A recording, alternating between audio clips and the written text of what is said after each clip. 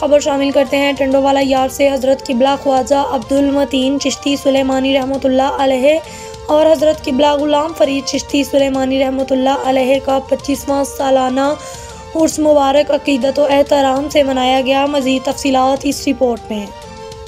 हज़रत किबला अब्दुल मतीन चिश्ती सुलेमानी रहमतुल्लाह अलैह का 25वां सालाना उर्स मुबारक खीरिया शाख दरगाह आलिया पर अकीदत व एहतराम से मनाया गया, जिसमें अकीदतमंदीन व मुरीदीन ने कसीर तादाद में शिरकत की।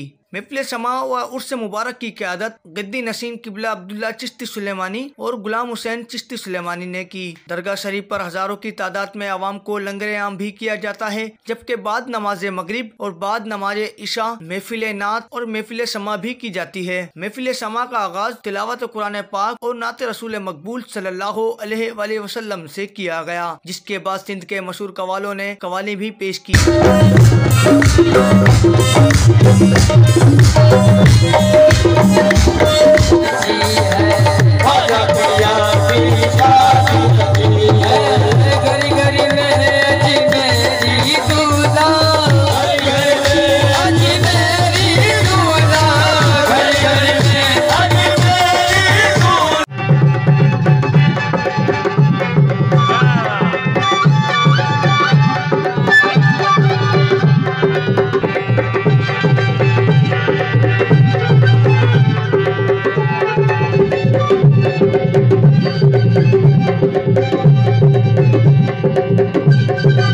जबकि अकीदतमंदीन और मुरीदीन का मस्जिद के न था के रूहानी बुजुर्ग हजरत ख्वाजा किबला अब्दुल मतीन चिश्ती सुलेमानी रहमतुल्लाह अलैह अल्लाह के कामिल बुजुर्ग हैं। किबला अब्दुल मतीन चिश्ती सुलेमानी रहमतुल्लाह अलैह की हयाती में अल्लाह के करम से लाखों अवाम ने फैज हासिल किया है, जो आज तक जारी है। दूसरी जानिब सिक्योरिटी का खास ख्याल रखते हुए हर आने और जाने वाले अफराद की मुकम्मल चेकिंग की गई, जबकि आने वाले तमाम मेहमानों और मुरीदीन को सैनिटाइज भी किया गया। SOPs पर अमल करते हुए महफिल समा का एहतमाम दुआए खैर से किया गया।